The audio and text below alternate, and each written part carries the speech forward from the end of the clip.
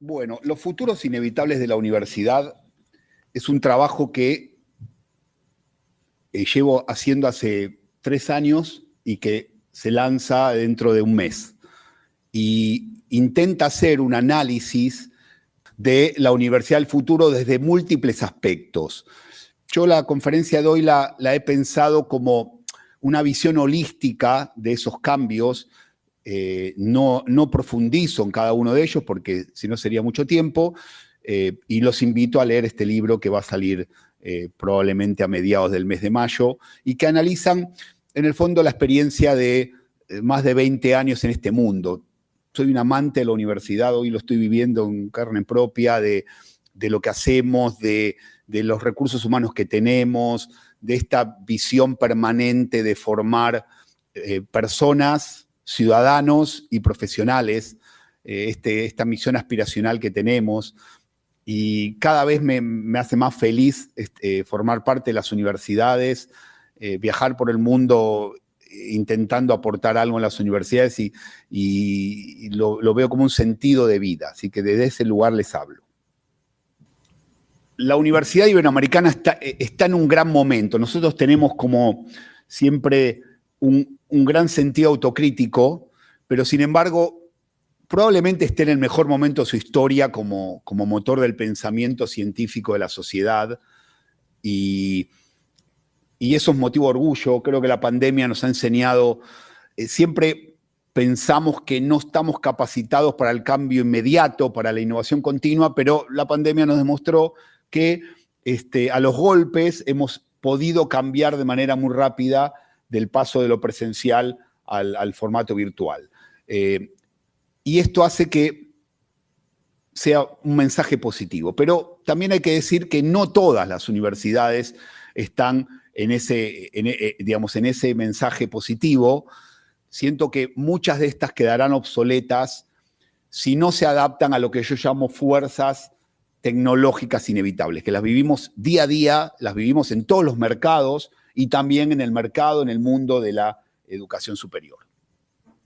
Estas fuerzas, hay un libro muy bueno de Kevin Kelly, que es un senior maverick, es un gran innovador en el mundo de la cultura digital, fue uno de los creadores de la revista Wired, y él habla de 12 fuerzas, que son fuerzas tecnológicas inevitables. Es decir, que o nos adaptamos o nos quedamos fuera de nuestro mercado. Él habla de, voy muy rápido con esto, del becoming, es decir, volverse otra cosa, devenirse en un permanente presente sin fin, todo el tiempo. Hay que promover el cambio permanente y si no estamos preparados para ese cambio permanente, entramos en crisis. Luego, el segundo concepto es el cognifying, sería como una especie de cognificar, y viene con todo. La idea es agregar conocimiento con inteligencia artificial a todos nuestros diseños. Este libro es un libro de 2017, pero ahora la inteligencia artificial ha entrado muy fuerte en este año y vemos el valor y el cambio que esto promueve. Luego hablaremos un poco sobre esto. El tercer concepto es flowing. La ingeniería del flujo es más importante que el producto final, porque en la ingeniería del flujo está el verdadero proceso de aprendizaje. Y como el producto final de lo que hacemos tiene que cambiar permanentemente, la ingeniería del flujo es muy importante. Y esto es muy central en lo que es la arquitectura de la organización de una institución. El cuarto concepto es el screening, ¿no? La vida en las pantallas. Esto hace perder reverencia al texto impreso y a esta cultura monomediática de la universidad, de toda la vida, que es gestionar textos impresos, producir textos impresos, leer textos impresos, y nos lleva a que de alguna manera se quiebre, y esto nos afecta a la universidad en primer lugar, más que ninguna otra industria, a lo que son las características de objetividad, pensamiento lineal y precisión científica. El texto impreso, el texto escrito, ajustaba todos estos valores, pero ahora el screening, la vida en las pantallas, hace que las ideas sean flexibles, sean de consumo breve, sean más ágiles, pierdan rigor, ¿no? Esto está. Es decir, nos guste o no, esto existe. y por eso es una fuerza inevitable. Que sea inevitable no significa que esté bien o esté mal. No estamos haciendo juicios de valor, simplemente es lo que sucede, el consumo en las pantallas. Nos sucede a nosotros, le sucede a las generaciones de estudiantes y mucho más a las que vienen por delante. La fuerza 5 es el accessing, ¿no? La idea de que la propiedad no es tan importante como era, y esto afecta a muchísimas industrias, pero sobre todo la idea de que lo importante es el acceso, no la propiedad, el acceso. Y esto sobre todo es muy importante en términos de lo que es el acceso a la información. Es decir, ya no importa poseer algo, sino poder acceder a este valor. El sexto concepto es el sharing, el compartir. Todo lo que pueda ser compartido será compartido más y mejor. Y esto nos ha enseñado toda la industria del entretenimiento, toda la industria de Internet, nos ha enseñado que aparecen permanentemente plataformas que comparten más y mejor. Y en la medida que compartan más y mejor y eliminando intermediaciones, genera un valor en la economía. El séptimo es el filtering. Toda interfaz digital filtra nuestra línea de tiempo e impone nuevas capas de intermediación, sobre todo para eliminar el ruido.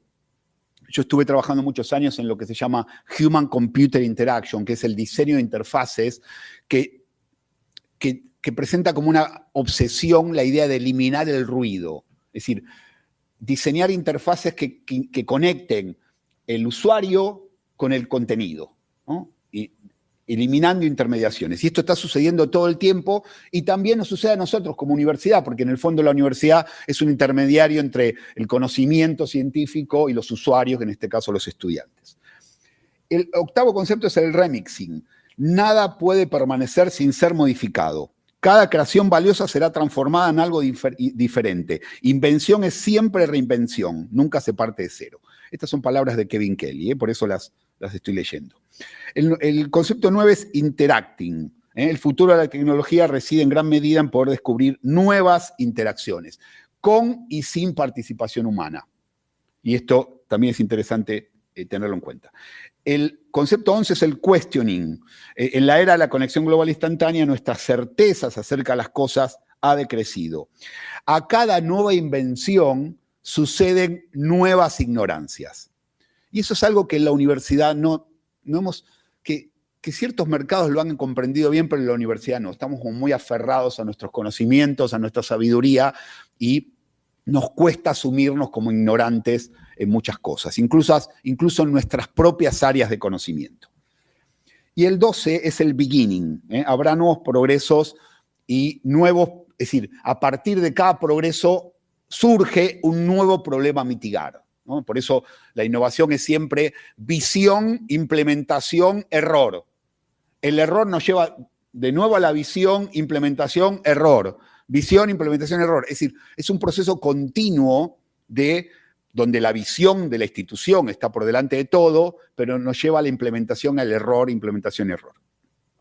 Dicho esto es la base de todas las ideas que voy a comentar a continuación. Estas 12 fuerzas inevitables tecnológicas que plantea Kevin Kelly en un libro muy bueno que les recomiendo, que se llama Lo Inevitable. Dicho esto, vamos a ver diferentes áreas del mundo de la academia y qué cambios presenta. Primero, la gobernanza y la gestión.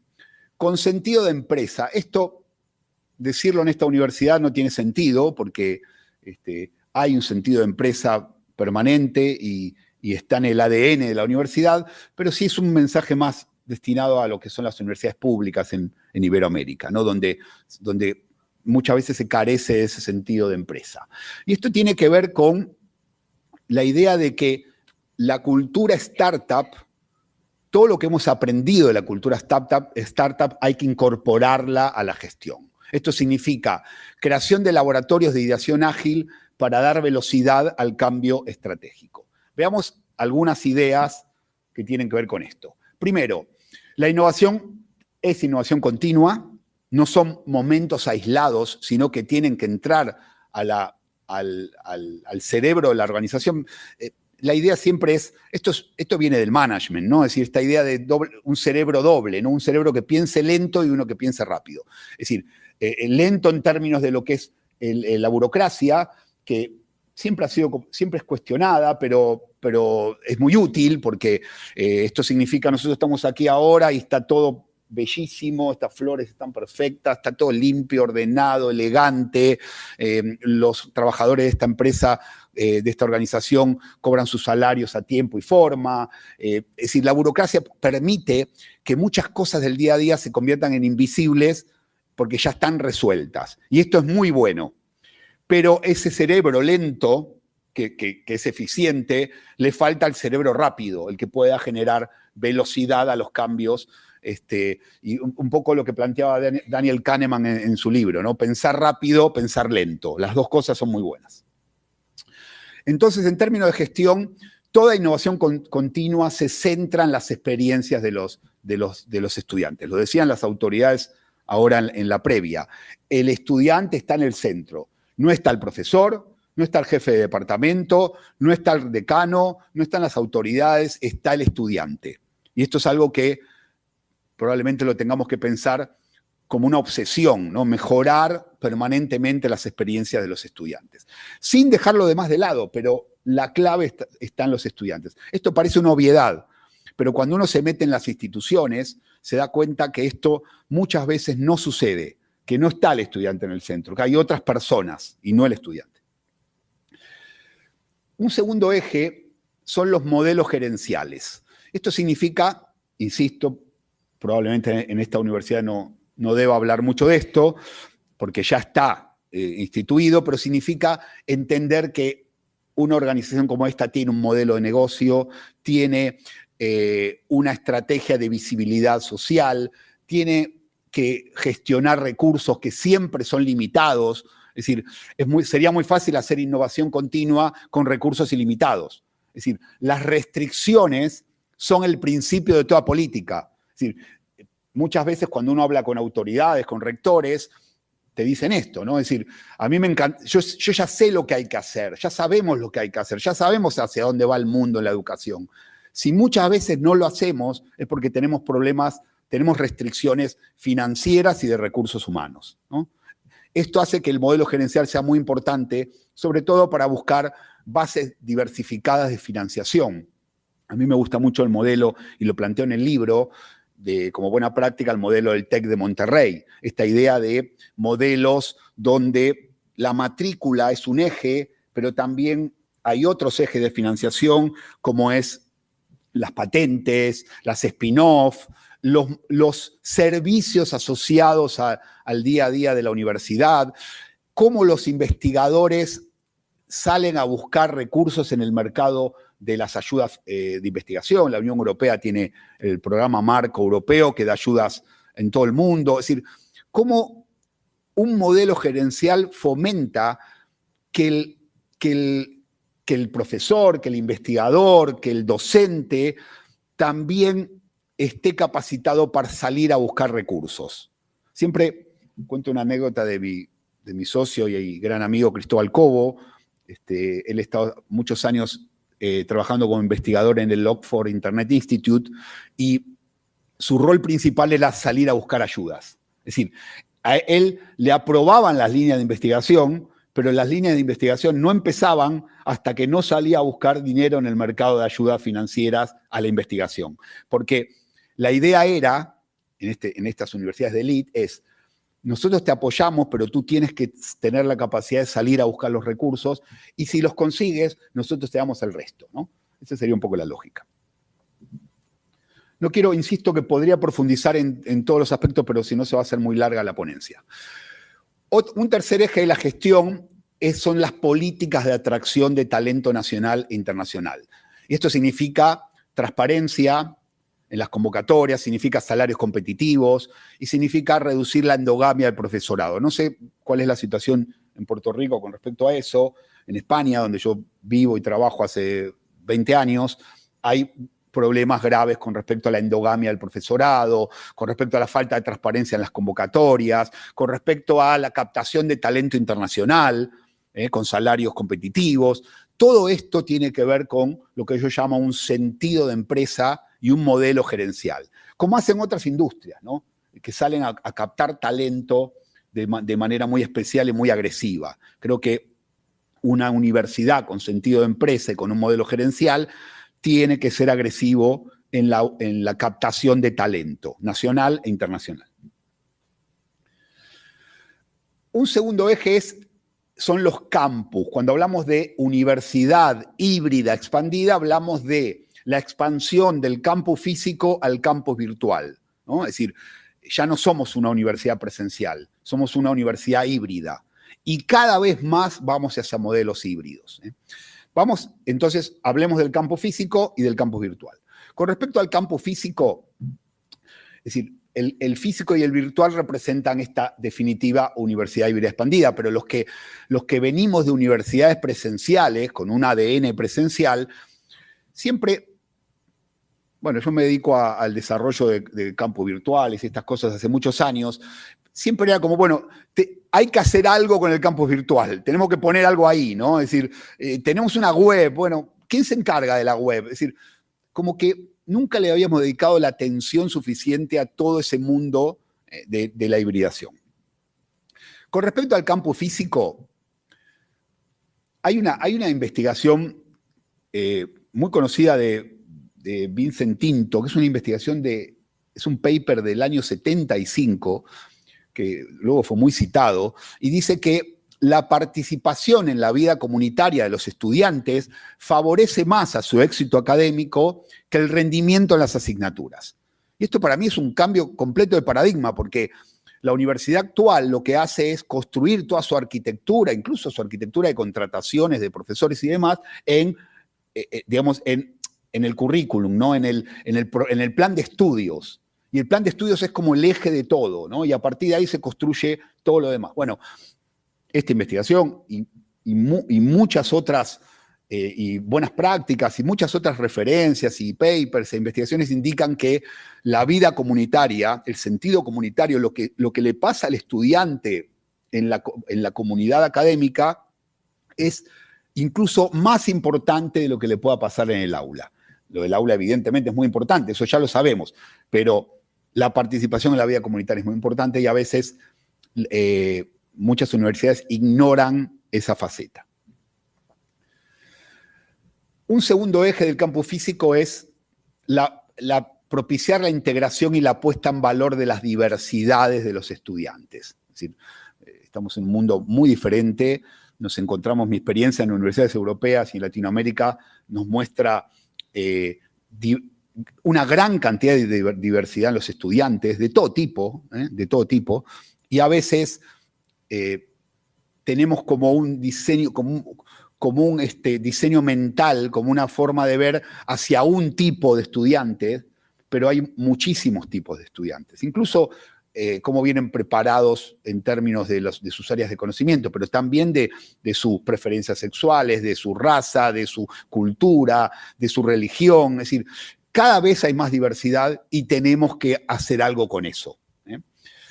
Y esto también tiene que ver para el fomento de las inteligencias múltiples. Esto ya lo saben, ¿no? Es decir, competencias blandas, competencias fuertes. ¿Qué hacemos con los estudiantes que por ahí no brillan en un aula, pero tienen otras virtudes y otras capacidades? ¿Cómo medimos eso? ¿Cómo hacemos que esas capacidades se luzcan en un aula? ¿Qué hacemos con las competencias blandas? Es decir, ¿cómo el campus físico gestiona todo esto? ¿Cómo diseñamos las aulas? ¿Cómo hacemos que las aulas sean movibles? ¿Cómo hacemos que haya espacios para la interacción y la serendipia, para que los estudiantes se conozcan entre sí? ¿Cómo hacemos para que se conozcan los estudiantes de medicina con los de ciencias empresariales? Porque probablemente en esa interacción surja un negocio, ¿no? Es decir, que sea una startup de un conocimiento médico, pero con una capa de business que ese chico de medicina no tenía. Todo esto también tiene que pensar un campo físico. Una cosa clave es quitar las barreras arquitectónicas entre profesores y estudiantes. Esto es una discusión que yo he participado varias veces, incluso con arquitectos y diseñadores de campus, que siempre tienden a poner a los profesores, a crear espacios para los profesores, y ahí están y cada profe tiene su espacio y ahí está, y la tendencia hacia futuro, esa tendencia inevitable es el sharing, el compartir. Y cuanto menos barreras arquitectónicas, cuanto menos clics el estudiante tenga que hacer para interactuar con un profe, mejor, ¿no? Incluso todos sabemos que cuando fuimos estudiantes, probablemente lo que más aprendimos quizás no fue en un aula, sino fue en una conversación que tuvimos en un café con un profe que nos dijo X cosa, que nos voló la cabeza y nos hizo pensar, uy, sí, por aquí es el tema. Y no era un aula, era esa conversación informal, ese momento, con un profe, con un compañero de un grado de más edad. Es decir, todo eso hay que propiciarlo. E incluso hay que diseñarlo. No hay que dejar que se dé de manera aleatoria. Hay que diseñar interfaces que fomenten la serendipia y fomenten esa conexión entre estudiantes y profesores más allá del aula y más allá de la asignatura. Con respecto al campus virtual, yo le llamo reinventado porque creo que hay que pensarlo completamente diferente. Las universidades presenciales con espíritu competitivo y vocación global tienen que aprender a ser virtuales y multiplataforma. Esto es bien inevitable, porque se viene una ola de contenidos, de producción, de enseñanza a distancia, que si no estamos preparados nos va a devorar. No es ahora, venimos ya hace más de una década con todo esto, pero todo esto se está acelerando de manera exponencial. Entonces, con respecto al campus virtual, nosotros tenemos básicamente tres cosas. Tenemos el portal web, tenemos el LMS y tenemos el LMS y sus contenidos, y tenemos las redes sociales, ¿no? Las institucionales y las que se generan de manera orgánica en la comunidad. Con respecto al portal web, el portal web debe competir en la economía de la atención. Y esto significa que a la gente, a los ciudadanos, a los vecinos, a la sociedad, a los padres de los estudiantes, se deben sentir atraídos hacia ese portal. Tiene que ser como una especie de portal de noticias, es decir, un lugar al que nosotros querramos entrar a ver qué está diciendo la universidad a la sociedad. Esto significa contenidos atractivos de actualización diaria. Esto significa que en el nivel 1 de la arquitectura tiene que haber contenidos atractivos, obviamente de divulgación científica, la visión que la universidad tiene hacia la sociedad sobre los problemas de Puerto Rico, sobre los problemas globales, nuestros profesores interactuando, dialogando con la sociedad en su área de conocimiento, como lo hace una conferencia TED, como lo hace un montón de contenidos atractivos de base científica que hay en la industria del entretenimiento. Y recién en el nivel 2 de la arquitectura están nuestros contenidos de actualización, de lenta actualización, como los programas de estudio, digamos, la parte administrativa, la parte formal. Primero, contenidos atractivos de actualización diaria. Segundo, todo el contenido permanente de la universidad.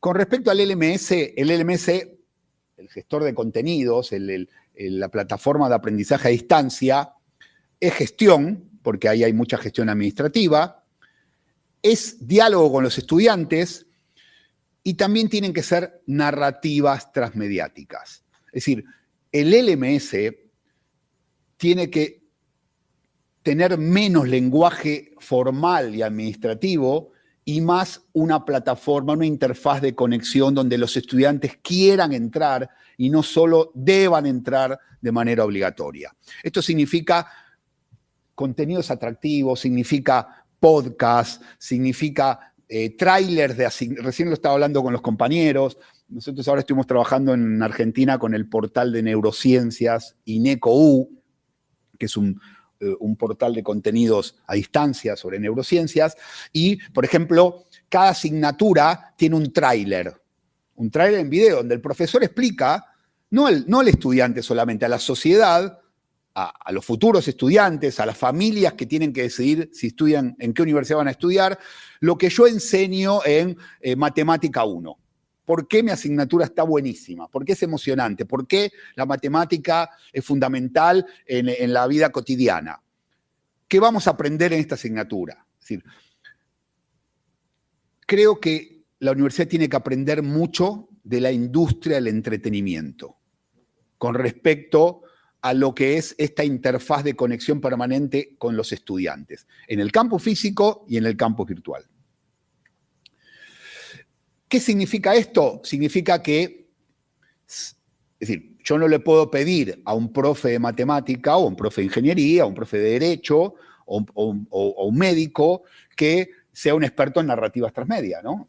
No le puedo pedir eso. Tampoco le puedo pedir que produzca contenidos en su casa. Profe, grábenos esta clase. No, eso no se lo puedo pedir porque no es experto en eso y no tiene por qué serlo. Necesitamos una plantilla permanente de diseñadores instruccionales, guionistas, productores multimedia, que ayuden al profesor a construir sus propias narrativas, que lo ayuden a construir, que le saquen al profesor sus mejores ideas. Esto hay una TED buenísima de Chris Anderson, el CEO de las TED, que es cómo hacer una TED, ¿no? Es decir, cómo crear el clímax, dónde está el argumento principal, cómo reforzarlo, cómo crear narrativas, líneas de tiempo para ir creando suspense en la historia. Bueno, todo esto el profe puede no saber hacerlo, pero lo tiene que aprender y tiene que haber un equipo que lo ayude, ¿no? Avanzo. Con respecto a los profesores, esta idea de ir más allá del llamado del deber, esto que decía al principio, ¿no? de lo emocionante que es formar personas, ciudadanos y profesionales. El profesor no es más un divulgador de contenidos. Es decir, el profesor es un diseñador de experiencias de aprendizaje y es un mentor. Esto significa que no nos alcanza con saber de química orgánica o de derecho. No nos alcanza con creer que porque sé mucho de esto me siento ante los estudiantes y hablo, ¿no? Es decir, enseñar no es hablar, ¿no? Es decir, es otra cosa, es una cosa más, es ir a la emoción del estudiante, tiene que ver con la empatía, tiene que ver con otras variables que hacen que un profe tenga que ser más diseñador y menos divulgador, más mentor y menos divulgador. Y aquí donde entra el valor, es decir, aquí donde empieza el ruido entre el valor de un profesor para la institución y el valor de un profesor para el estudiante. Y aquí empieza un ruido porque no son los mismos. Es decir, la institución no le pide al profe lo mismo que el estudiante le pide al profe. Y esto se tiene que alinear. Tenemos que alinear esto. ¿Qué le pide un estudiante al profesor? Lo primero de todo es saber comprenderlos. Hay un montón de investigaciones, yo en el libro cito varias, muchos papers que te explican esto, ¿no? Encuestas en profundidad, grandes encuestas que explican qué es lo que un estudiante quiere del profe. Primero, saber comprenderlo, ser empáticos con lo que el estudiante le pasa, porque en un aula de 50 estudiantes la gente trabaja, algunos de ellos han formado una familia, no tienen tiempo, vienen cansados de su trabajo, la verdad no están con ganas de escuchar 2 horas a un profe, necesitan mover su cuerpo. Bueno, todo esto tenemos que saberlo. No nos alcanza con venir, soltar nuestro rollo y creer que eso es enseñar. Entonces, es saber comprenderlos, es organizar bien las sesiones. Esto significa esto que digo de aprender de la industria del entretenimiento. Un profesor comunica conocimiento científico. No digo que es... cuando digo de aprender de la industria del entretenimiento, no digo que nos convirtamos en payasos. Simplemente lo que digo es que tenemos que entretener, tenemos que generar atención. Como hace un buen científico, como hace un buen divulgador científico. Tener entusiasmo y tener un conocimiento profundo del campo. El conocimiento profundo del campo ya lo conocemos, lo tenemos, eso ya sabemos que es un valor, pero todos estos que estoy mencionando, el saber comprenderlos, organizar bien, entretener, es un nuevo valor para los estudiantes. ¿Cuál es el valor para la institución? 3 cosas, básicamente, bueno, por lo menos en muchas instituciones de Iberoamérica, ¿no? Ser buen docente, ser un investigador productivo que genere conocimiento, que publique papers en revistas científicas indexadas, y ser un eficiente gestor. Pero claro, fíjense que estamos hablando de 3 competencias muy diferentes y muy difíciles. Yo les puedo contar mi experiencia, en el libro cuento un poco, ¿no? Yo, es decir, vivía en Argentina, me fui a hacer el doctorado a España, me doctoré, creo que era bueno en mi área de conocimiento, que fue la cultura digital, y un día me dijeron, bueno, ya te doctoraste, te contratamos, empieza a dar clases. Y yo no sabía dar clases, es decir, bueno, hacía lo que podía, ¿no? Pero no era un buen docente. Sabía mucho lo mío, sí, pero no era un buen docente. Al final aprendí, porque la vida docente es mucha intuición y experiencia, pero no está bien eso. No estuvo bien lo que me pasó a mí, que me soltaron ahí. No era un buen docente. Me peleaba mucho con los estudiantes. Y después con el tiempo lo fui entendiendo, fui mejorando. Creo que sí me convertí en un buen docente, pero pasó mucho tiempo para eso. Y menos era un eficiente gestor. Y te decían, bueno, tienes que armar una maestría. Bueno, yo intentaba, ¿no? Armar una maestría, llamaba a los profes que conocía, pero no sabía cómo vender esa maestría, cómo comunicarla, el modelo de negocio de la maestría. Es decir, entonces, ojo con esto, ¿no? De que el profe entra aquí porque se doctora en algo, porque sabe de algo, pero no solo es profe, tiene que ser buen docente, tiene que ser investigador y además tiene que gestionar cosas, ¿no?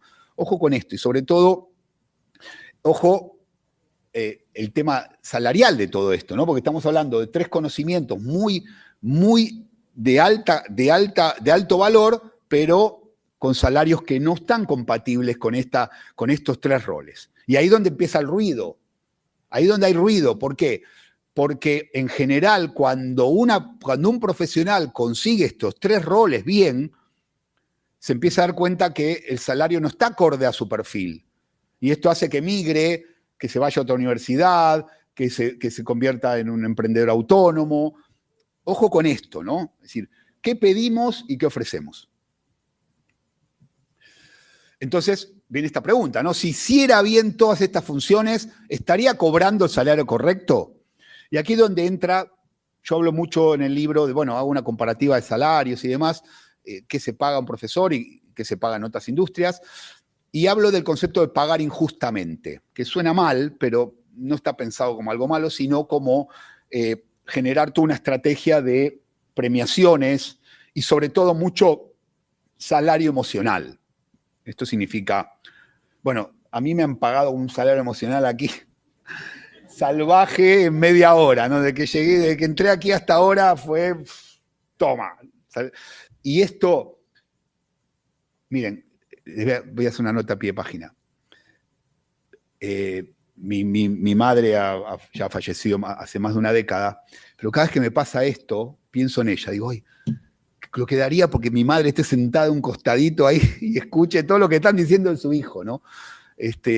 Y pienso siempre en ella, porque ella era obsesiva conmigo con el estudio y mi vocación del estudio me lo dio mi madre. Entonces, siempre pienso en ella cuando me pasa lo que me acaba de pasar en esta sala. Y muchas veces, los que nos dedicamos a esto, no queremos ser millonarios, no estamos en ese negocio, ¿no? Estamos en el negocio de la educación. El salario emocional es clave y a veces se ignora el salario emocional. Muy importante. Estudiantes y mercado laboral, otro eje.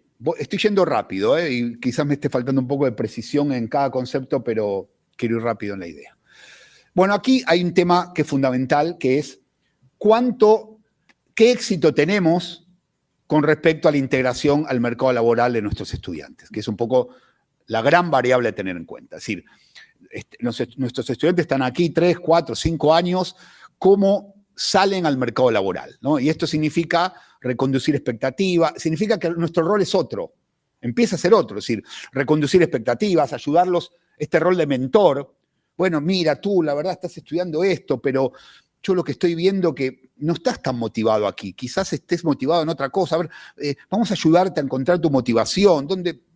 Yo tengo varias anécdotas que me voy a contar para no demorarme mucho de ese rol de estudiantes que estudiaban una cosa conmigo y que en realidad estaban ahí porque el padre les había dicho, la familia de estar ahí, pero querían hacer otra cosa, ¿no? Bueno, este es el rol de la universidad, reconducirlos a sus expectativas. Promover la creación de emprendimientos por cuenta propia. Y aquí hay como 3 ejes a tener en cuenta.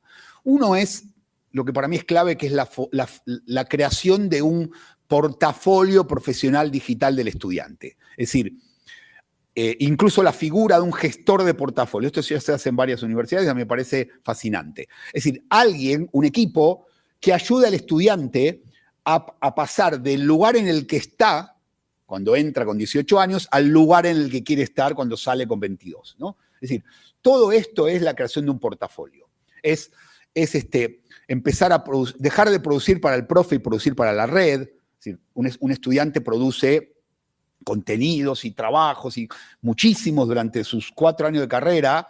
¿Y dónde va eso? ¿Dónde está? ¿Está en LinkedIn? ¿Dónde lo puedo ver? Si yo pongo en Google, ¿aparece esto? Bueno, no.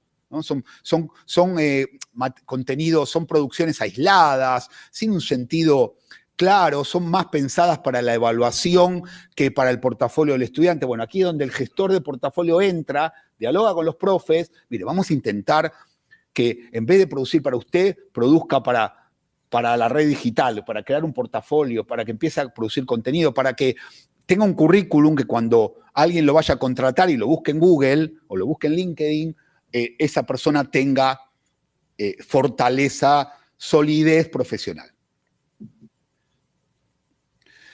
Otro eje es todo lo que es la formación en competencias blandas transdisciplinares, ¿no? Un montón. Es decir, esto ya lo hacemos los profes, pero a veces lo hacemos de manera natural, pero no de manera estratégica, ¿no? Es decir, esto habla del aprendizaje de trabajo en equipo, de saber exponer ideas en público, del pensamiento crítico, bueno, ya saben, ¿no? A qué me refiero.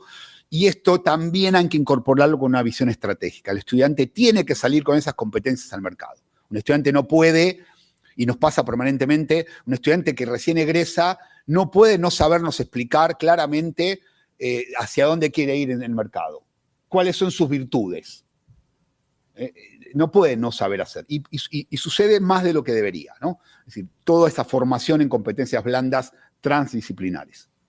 Y un tercer eje es todo lo que es la conformación de equipos para las estrategias de prácticas profesionales. Todas las universidades tienen prácticas profesionales obligatorias y prácticas profesionales extracurriculares. Bueno, también hay, esto en general la universidad lo suele hacer bien, pero empieza a haber problemas de todo tipo, ¿no?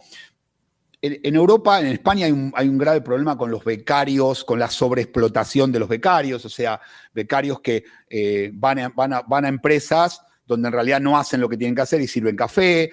Nadie controla esto, hay un problema ético en todo esto, pero también hay un problema de ley laboral. España acaba de sacar una legislación del becario, yo la menciono en el libro, que es muy importante porque te marca unos mínimos de lo que un becario tiene que hacer en una empresa y lo que no tiene que hacer. La universidad tiene que controlar esto, pero además tiene que preparar al estudiante para cuando va a una empresa, porque cuando un estudiante va a una empresa como becario o como práctica profesional, es su primera oportunidad para consolidarse en esa empresa. Entonces también tiene que ser seductor. El estudiante tiene que entrar con fortaleza, tiene que entender a qué empresa va, cuáles son sus valores, cuál es su visión, tiene que entender cuál va a ser su jefe, no tirarlo ahí y decir, bueno, a partir de la semana que viene vas a ir de becario a Lufthansa, aquí a la oficina que tiene Lufthansa aquí en Aguadilla. No, hay que prepararlo. Y esto también es, creo, un compromiso y una obligación de la universidad. No solo de los profes. Tiene que haber más equipos en esta tarea. Comunicación científica. Bueno, aquí a mí me encanta este tema. En los 4 libros que escribí tengo un capítulo sobre comunicación científica porque veo demasiados problemas, ¿no? Y un sistema que está pervertido desde muchos lugares. Después sí, podemos hacer una charla específica sobre eso. Pero en cualquier caso, los investigadores líderes tienen que tener ese sentido de empresa y tienen que tener esa visión general, como en general tienen, o como tienen en las universidades anglosajonas líderes, donde el investigador líder es un líder a todo nivel, no solo en el área de conocimiento, ¿no? ¿Por qué? Porque ese líder tiene que salir a buscar recursos de investigación, tiene que salir a buscar equipos, los equipos tienen que estar bien pagados, entonces tiene que seducirlos para que investiguen, tiene que tener una cosa que a mí me gustó siempre en las universidades europeas, en algunas, es que tú no entras a un grupo de investigación con lo que a ti se te ocurre investigar. Tú tienes que estar alineado con la línea de investigación de ese grupo, que es muy pequeña, y que investiga monoácidos clonados, y tú entras a eso, entras a agregar una capa de valor a la línea de investigación que tenemos hace 10 años. No es que entras, no, porque yo hice una tesis doctoral sobre... No, es decir, en todo caso, adapta tu investigación doctoral a la línea de investigación que estamos teniendo, porque nosotros necesitamos agregar valor aquí. Y este aquí es muy chiquitito, pero aquí, solo aquí, ¿no? Y eso necesita una visión gerencial. 3 ideas sobre la comunicación científica. El sistema mundial de revistas, de journals, funciona bien. El modelo abierto ha contribuido muchísimo. Hay legislación en todo el mundo con respecto a que todo lo que se investiga con fondos públicos tiene que ser publicado en abierto. Esto es muy importante. Hay un negocio de las editoriales científicas, hay un negocio que ellos han agregado valor, han sido una interfaz de valor, pero es un negocio totalmente distorsionado, carísimo, donde los que más pierden son las universidades, que pagan 2 veces, ¿no? Es decir, le pagan al investigador para que investigue y luego le pagan a la editorial para que publique la investigación del investigador que le ha pagado, que investigó con su fondo, ¿no? Y la editorial no hace nada, genial, recibe papers y publica, incluso cobrándole a los investigadores. Bueno, este sistema está por todos lados cuestionado. El modelo abierto ha ayudado, pero también ha creado productos tóxicos y complicados, donde no hay revisión entre pares. Entonces, hay que entender que hay un sistema, que es el sistema que nos valida, pero que está en crisis. Entonces, lo que está sucediendo es que la Unión Europea tiene un documento muy bueno de 2022 que plantea claramente que hay que salir del sistema de los journals. Es decir, no definitivamente, es un buen sistema, pero no puede ser el único, y que hay que ir hacia diferentes parámetros y formatos de éxito científico, según contexto y objetivo de investigación, porque evidentemente no es lo mismo un grupo de investigación joven o Nobel en un país periférico que un grupo de investigación en Stanford, ¿no? Es decir, no es lo mismo. Y eso no significa que uno sea mejor que el otro, significa que estamos hablando de realidades diferentes, países diferentes, culturas de investigación diferentes, recursos financieros diferentes y éxitos, es decir, parámetros de éxitos diferentes.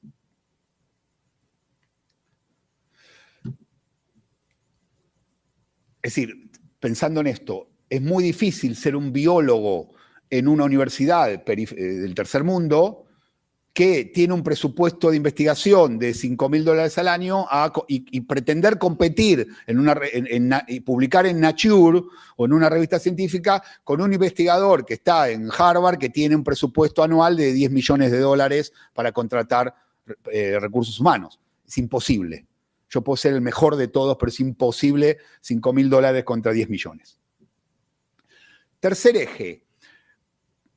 Todo el sistema de journals, hay muchas investigaciones que marcan esto,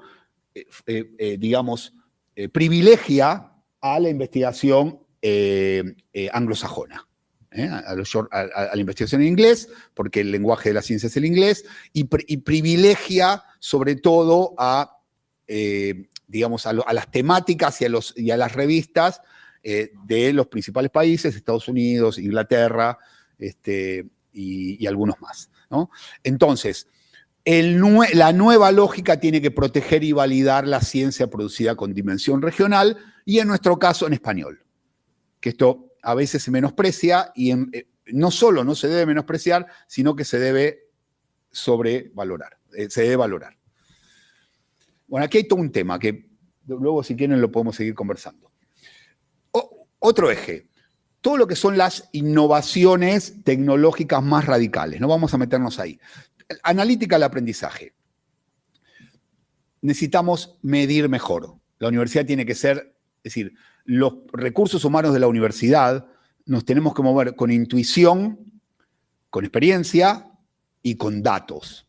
No puede ser intuición y experiencia nada más. Intuición, experiencia y datos. Es decir, necesitamos saber cuál es el desempeño general de nuestros recursos humanos. Es decir, ¿cuál es la percepción que los estudiantes tienen de los profes? ¿Qué está pasando con el área de captación de talento? ¿Qué está pasando con el área de relación con las empresas? ¿Cómo ¿qué pasa con el éxito de los estudiantes? Bueno, todo esto necesita ser medido y necesita ser medido mejor. Pero aquí hay una buena noticia. En general, hacer una política de analítica de datos en una universidad no es tan caro, porque en realidad el problema es más de cultura de apropiación digital que de pagar desarrollos de software, ¿no? ¿Por qué? Porque en realidad el portal web, el LMS, las bibliotecas, las encuestas, es decir, nosotros generamos un montón de datos, a veces de manera, como aquí tienen Blackboard genera un montón de datos, ¿no? Es decir, de metadatos, muchos metadatos que los tenemos ignorados, están ahí, no los medimos, no los cuantificamos, no los compartimos, no sabemos qué pasa, ¿no? O sí, pero lo que digo es que no necesitamos invertir en más datos, necesitamos, con los datos que tenemos, generar una estrategia de analítica de datos. Es decir, y esto significa medirlos bien, saber lo que queremos medir, generar usabilidad e infovisualización en el output, es decir, en la salida de esos datos para que alguien los pueda leer de manera clara y simple y tomar decisiones. Esto significa recolectar bien,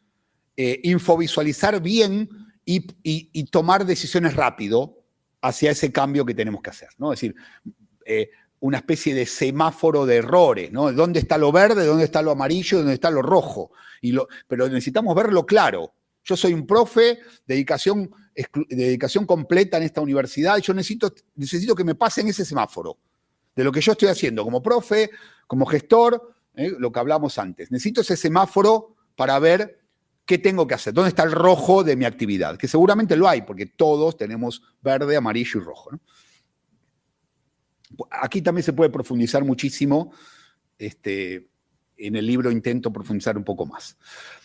Hay otras ideas de frontera que tienen que ver con, bueno, estamos todo el tiempo en esto, la inteligencia artificial que ahora este año con ChatGPT se ha puesto de moda, pero es un tema que viene de antes. El año pasado estaba de moda el metaverso, ahora ya se habla menos, blockchain, es decir, ¿qué tenemos que hacer con todo eso que está de moda, que aparece, desaparece? Yo hablo siempre de que uno puede venir con una nueva moda. Yo viví un tiempo en Silicon Valley, esto se ve todo el tiempo, todo el día.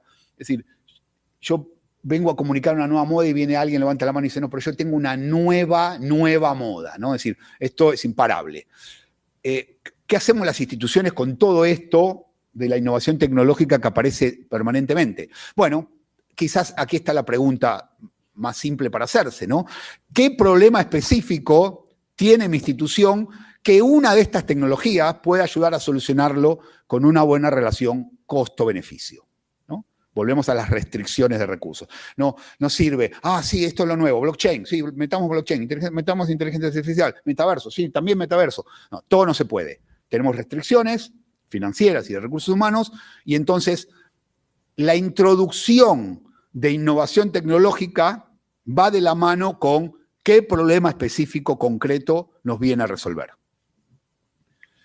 Y aquí aparecen 3 elementos, y con esto voy a terminar la charla para que podamos conversar.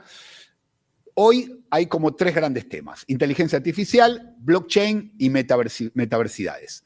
Con respecto a inteligencia artificial, bueno, yo creo que de las 3 es la más importante porque cambia muchas cosas. Primero, en todo lo que respecta a la atención a los estudiantes, estos bots conversacionales, estos chatbots, tienen mucho para hacer en atención al estudiante. Es decir, como una estrategia de servicios. Todo lo que es la inteligencia artificial puede ayudar muchísimo a responder preguntas de los estudiantes y sus familias con respecto al cotidiano de la universidad. Eso por un lado, ¿no? Pero luego está todo lo que tiene que ver con lo curricular y con lo pedagógico. Con respecto a lo pedagógico, nos invita a salir definitivamente, es como el último empujón que nos saque de la cultura monomediática de la universidad. La universidad siempre estuvo basada en el texto, y entonces compartimos textos, publicamos textos, les pedimos a los estudiantes que produzcan textos escritos, Y la inteligencia artificial es el último empujón a salir de ese modelo y pensar modelos alternativos, sobre todo de producción de contenidos, sobre todo de modelos de evaluación. Bueno, pensar todo diferente en ese sentido, porque la revolución es muy salvaje y es exponencial probablemente como pocas. Y el tercer eje de la inteligencia artificial tiene que ver con lo curricular. La inteligencia artificial ya ha cambiado y va a cambiar muchas industrias, muchas. Desde el derecho, el diseño. Miren, esta imagen que está aquí, en el libro nuevo que estamos haciendo, que decía que sale en 20 días, todas las imágenes, todas las ilustraciones son sacadas de Dalí, que es una plataforma para hacer imágenes en inteligencia artificial, y tenemos cientos, ¿no? Esto, no hay derechos de autor, o sea, no se sabe qué va a pasar con los derechos de autor, aquí no hay autores, la inteligencia artificial, son geniales porque es la imagen que uno quería exactamente para esa idea, para ese contenido. Va a cambiar la industria del diseño, va a cambiar la industria del derecho, de la escribanía, va a cambiar muchas industrias. Y nuestros planes de estudios tienen que adaptarse a eso. ¿Por qué? Porque el estudiante que entra el año que viene saldrá en 5 años, se desarrollará profesionalmente en 10 y crecerá profesionalmente en 20. Estamos hablando de 20 años.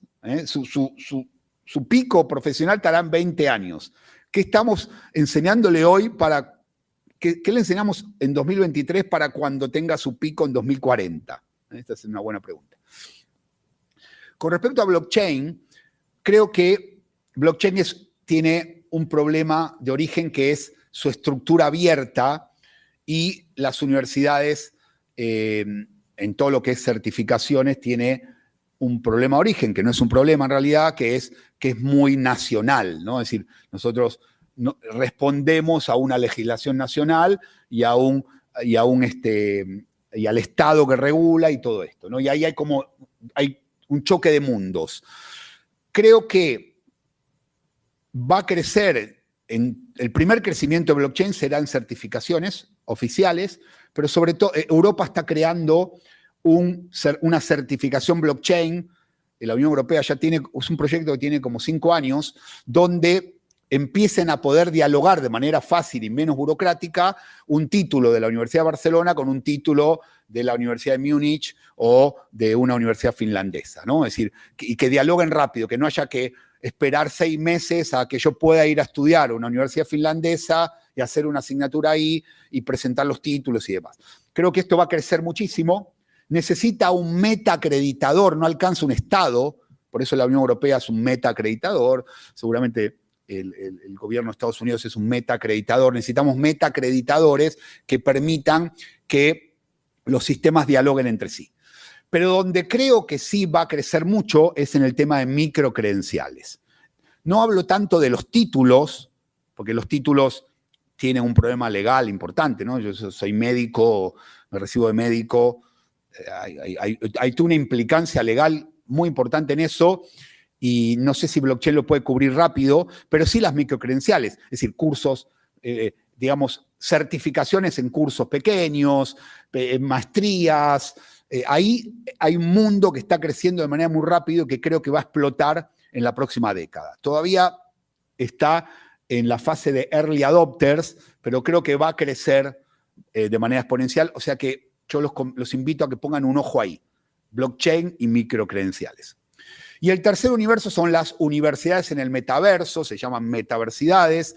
Bueno, yo aquí creo que esto, soy ultra crítico con esto, y me parece que hay un horizonte, pero vuelvo a lo mismo. Hay un horizonte posible en todo lo que es campus espejo, ¿no? Tenemos campus presencial, campus virtual, campus espejo. El campus espejo son metaversidades, es decir, por ejemplo, hacer operaciones médicas en vivo en el metaverso, donde el estudiante aprenda a operar, ¿no? Y entonces es una especie ya hay ejemplos, como una especie de videojuego donde el estudiante en una en un examen tiene que operar a un paciente que acaba de llegar, pero no se sabe bien qué tiene, entonces tiene que decidir y en el metaverso decide y ahí se sabe si hay un error, si decidió bien, si decidió mal.